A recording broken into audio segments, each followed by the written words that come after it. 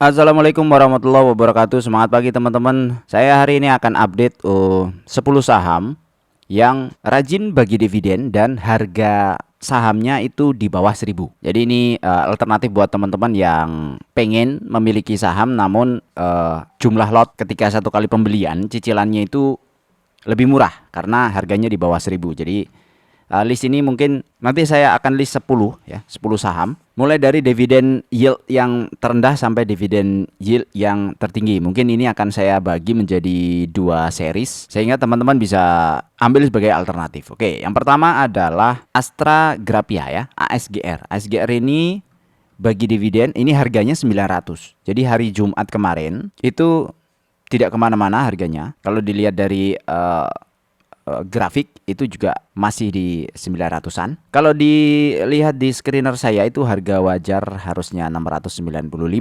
Ini karena apa? Karena saya pengen punya yield dividen itu 9% ke atas. Jadi kalau ini yield dividennya kemungkinan ada di 7%. Kenapa 7%? Karena EPS-nya itu 139 yang saya masukkan. Angka 139 ini adalah annualized dari kuartal 1 kemarin. Sebenarnya dia masih berpotensi antara range 139 sampai 164 ya. Tapi kita ambil yang worst case saja dulu, 139 dengan dividen payout ratio 45%. Nah, ini yieldnya adalah 7%.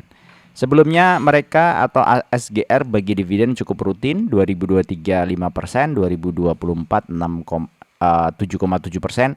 Itu kalau dilihat dari harga yang sekarang. Terus selanjutnya ada Elsa. Elsa ini harga terakhir adalah Rp500, naik 2,8%. Secara grafik memang sudah agak di atas ya karena kemarin naik. Lalu yield dividen ini bagi dividen satu kali setahun, yield dividen sekitar 39, itu 7,8% dilihat dari harga sekarang. 7,8 ini ambil dari EPS-nya yang 98 kali dividen payout ratio 40. 2023 dia bagi Rp28, 2024 dia bagi Rp39, artinya sekitar 7,8% juga. Jadi hampir mirip ya dengan 2025 proyeksi.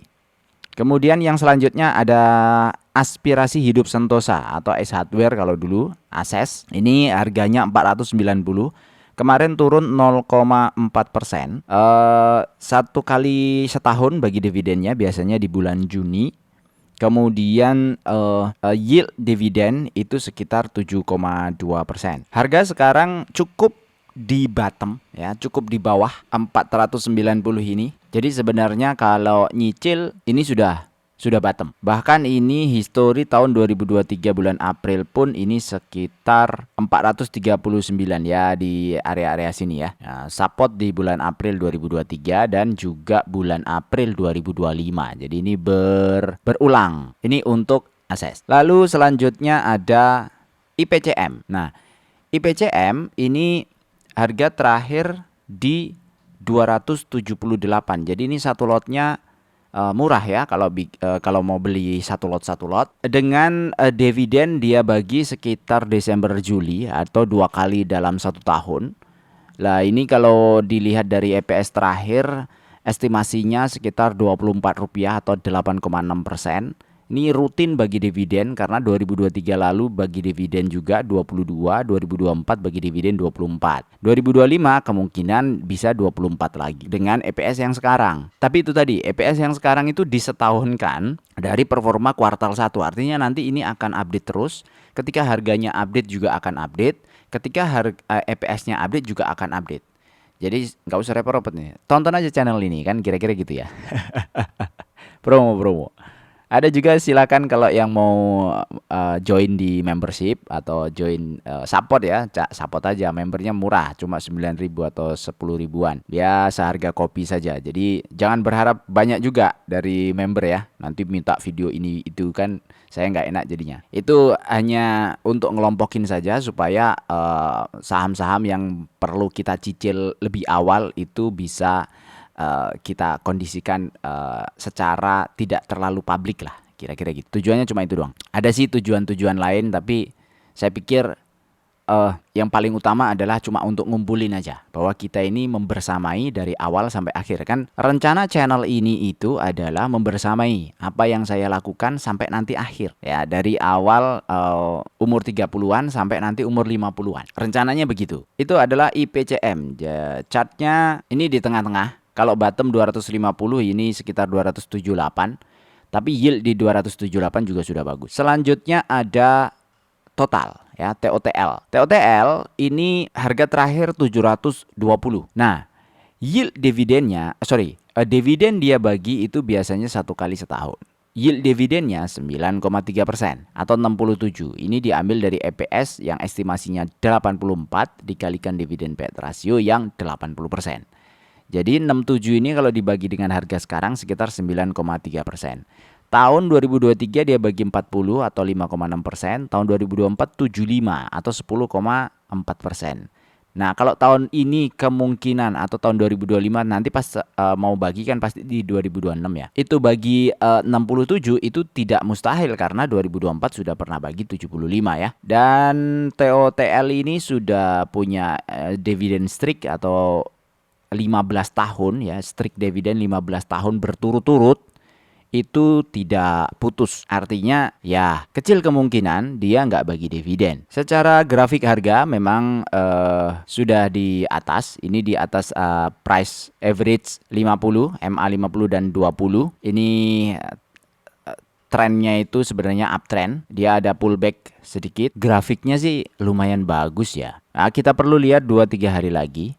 Kalau ini volume up-nya itu ngikut dari 2 hari yang lalu, ada potensi ini strong uptrend juga. Mungkin bisa mirip-mirip sama kayak TAPG. Tapi di technical saya nggak terlalu jago ya. Harusnya ini di resistennya di 790. Kalau ini tembus bisa lanjut ya. Karena MA20 dan MA50-nya juga sudah mau golden cross ini. Dan secara historis ketika ini ada golden cross, MA20 ini naik kan kira-kira kemarin 27%. Ya lumayan lah ya. Itu TOTL. Oke, kita lanjut aja. Fokus.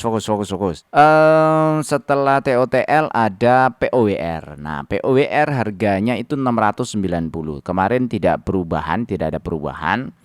Dividennya dia 2 kali setahun, Desember dan Juni.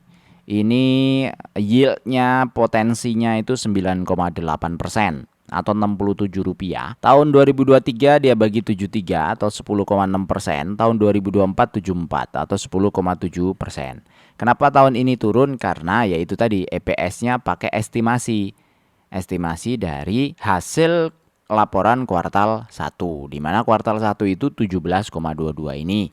Jadi saya pakai yang 68. Bisa nggak pakai yang 73 ya, bisa saja ya, pakai 73 bisa saja. Nah, jadi 10,5 kan. Ya, kita pakai worst case saja. Pokoknya yang terburuk dulu dah. 68. Itu untuk POWR. Secara harga POWR ada di tengah-tengah. Bottom di 645, range ada di situ. Kemudian ini sebenarnya sudah sideways ya di 675 ini. Bisa cicil-cicil juga di area-area sini ya. Sebenarnya nggak masalah karena yieldnya juga masih oke banget ya. Silakan teman-teman kalau mau cicil. Kemudian ada PBIT. PBIT ini harga terakhirnya adalah 510. Dia naik 2% dibandingkan dengan harga sebelumnya. Jadi Kamis ke hari Jumat itu naik 2%. Dia bagi dividen itu di bulan Mei. Ini Mei 2026 nanti ya. Sisa dividen atau yieldnya itu sekitar 10%.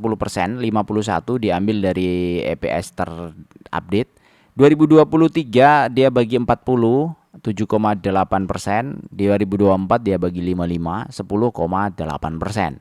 2025 estimasinya di 51. Harga sekarang dengan kondisi seperti ini menurut saya bisa dicicil. Karena ini kalau ditarik agak panjang pun PBIT ya beruntung aja yang kemarin cicil di area-area sini ya. Yang masuk di area-area sini ini lumayan beruntung nih. Sekarang harusnya sudah floating profit sekitar 56%. Volume perdagangan masih di bawah rata-rata, jadi kalaupun nyicil ya paling dikit-dikit ya. Itu untuk PBIT. Terus selanjutnya ada RALS. Ramayana Lestari Sentosa ini harganya di 402. Ini bidang usahanya perdagangan retail ya. Tadi kalau PBIT itu bahan baku PBIT itu apa namanya? Plastik Pancabudi Idaman itu, plastik tomat Ya. Oke, lanjut ya. RALS itu 402, dia naik 0,5%. Dividennya di bulan Juni atau 1 kali setahun. Ini yieldnya kemungkinan di 10,4%. Gede banget. EPS saya ambil di 44 saja. Nah, dividen 2023 50, dividen 2024 60. Artinya ini 12 dan 14%. Kenapa ini cuma 10%, Bang? Ya, karena EPS-nya tadi. Ya. Ini pakai worst case saja. Tapi bisa nggak lebih dari itu, Bang? Bisa dong. Bisa sekali karena 2023 2024 secara historis mereka seperti itu. Nah, ini untuk RAL. Jadi harga posisinya ini di tengah-tengah sama ya. Hampir semuanya mirip-mirip ya. Bener juga sih. Hampir semuanya mirip-mirip. Ada di tengah-tengah. Cicil monggo. Silakan kalau mau dicicil. Ini RALS ini juga punya kebiasaan bagi dividen yang cukup baik. Selain RALS, selanjutnya ada SPTO dan TOTO. Nah, ini sekalian aja lah, udah terlanjur. Karena ini satu paket. SPTO harganya 660, TOTO harganya 230. Nah, dari kondisi ini kalau dilihat mereka bagi dividen itu hampir mirip ya, November Juni, artinya 2 kali. November ini tahun ini kemungkinan juga bagi. Biasanya bagi dividennya karena interim, jadi nggak semuanya dibagikan. Nah, yield dividen untuk SPTO itu 10,8%, untuk TOTO 11,3%. Jadi untuk SPTO 71, untuk TOTO Rp26 per lembar saham. Kita ambil dividen payout rasionya sekitar 66 dan 79. Nah, untuk 2023 SPTO bagi 7,6%, TOTO 7,8%. Kemudian 2024 SPTO bagi 10,6%, TOTO bagi 10,4%. Jadi ini saham terakhir yang secara harga posisinya ada di bawah 1000 dan bagi dividen sampai di atas 10% ya. Nah, nanti ada sesi kedua yang saya akan coba sampaikan juga yang dividennya juga di atas 11%. Artinya periode pertama ini saya share 10 ini saja. Kemudian nanti sesi kedua insya Allah saya share yang lain sebagai pelengkap ya. Seperti biasa kalau kemarin ada seri saham batu bara, ini adalah seri saham dividen yang harganya di bawah 1000. Jadi cicilannya agak ringan. Kalau bisa 100, 200 ribu sebulan, 300 ribu, 400 ribu, 500 ribu sebulan silahkan. Nah, ini kalau kita simulasikan di dividend for living ya, dengan kondisi seperti ini, anggap aja kita punya kebutuhan dividen atau kebutuhan bulanan itu adalah 10 juta per bulan saat ini. Jadi kebutuhan per tahunnya berarti 120 juta per tahun. Nah, kalau tadi kita cicil misalnya pakai yieldnya SPTO atau TOTO ya, TOTO itu 11,3%. Kita masukkan saja 11,3%. Nilai investasi maka harus sekitar 1 miliar untuk hari ini. Namun kita kan nggak memiliki atau belum memiliki secara simulasi belum memiliki angka ini. Nah, asumsi inflasinya adalah 2,5% per tahun. Maka periode pensiun dari umur 30 kita nyicil, 30 itu sudah bekerja biasanya ya, sudah punya anak, sudah punya penghasilan yang relatif stabil mestinya. Nah, artinya masa cicil itu 25 tahun. Maka 10 juta saat ini itu setara dengan 18 juta nanti 25 tahun lagi. Atau future value dividennya itu 222 juta per tahun. Sehingga nilai investasinya harus berapa? Itu 1,9 juta per tahun. Nah, kita punya asumsi kenaikan investasi per 5 tahun itu 20%. Artinya per tahunnya hanya 4%. Ini worst case condition ya. Kalau teman-teman niat banget harusnya setiap tahun itu naiknya nggak cuma 4% nilai investasinya atau nilai cicilannya. Dengan modal awal 50 juta, maka periode pertama kita investasi 2 juta per bulan itu 1 tahun 24 juta. Jadi 50 plus 24 itu 74 juta. Nah, dari 74 juta ini belum ada dividen yang diinvestasikan kembali. Sehingga total investasi 74, kita terima dividen 1 tahun 8,3 juta. 8,3 juta itu diambil dari 11% dikalikan 74 juta. Sehingga dividen per bulannya 600-an ribu. Nah, 8,3 juta kita reinvestasikan kembali di tahun kedua. Di tahun kedua ada 98, ini adalah 74 plus 24. Karena di tahun kedua juga kita nabungnya 2 jutaan nih per bulan. Dengan total investasi 106 juta di tahun kedua. Sehingga dividen yang diterima per tahun itu 12 jutaan. Dividen yang diterima per bulan itu sekitar 1 jutaan. Terus digulung sampai tahun kelima itu mendapatkan 227. Nah, tahun ke-6 periode kedua itu 2,4. Investasinya udah naik. Cicilannya masa 2 juta terus kan? Kita pengen pensiun lebih cepat atau pensiun dengan penghasilan yang lebih banyak kan? Maka kita naikin 2,4. Di tahun ke-10 itu mendapatkan 500-an juta. Tahun ketiga ya, tahun ke-15 sudah jadi 1 miliar. Tahun ke-20 sudah 2,2 miliar. Tahun ke-25 sudah 4,2 miliar total investasinya. Saya sudah bikinkan grafik. Jadi kondisinya di tahun 5 tahun pertama 2 jutaan kita nyicil, periode pertama itu sekitar 2 jutaan dividennya. Periode kedua 5 jutaan per bulan, periode ketiga 11 jutaan, periode keempat 21 jutaan, periode kelima itu 39,72 juta. Target tadi berapa targetnya? 18,5 juta. Artinya kalau nanti pas waktu kita pensiun, 39 juta ini sudah mencukupi bahkan lebih dari kebutuhan kita. Kita anggap kebutuhannya tadi ya 10 juta per bulan itu cukup untuk 2 orang. Suami istri, anak itu kita anggap anak sudah sukses ya. Dan ini belum dipotong macam-macam ya. Mau potong zakat, mau potong pajak. Misalnya kalau ada pajak nanti 30 tahun lagi kan kita nggak tahu ya. 25 tahun lagi kita nggak tahu ada pajak apa. Ini belum. Jadi kondisi ini adalah estimasi. Yang sudah lihat channel saya sebelum-sebelumnya udah pasti tahu cara hitungnya ini seperti apa. Kemudian ini itu tujuannya dipakai untuk apa sudah pasti tahu ya.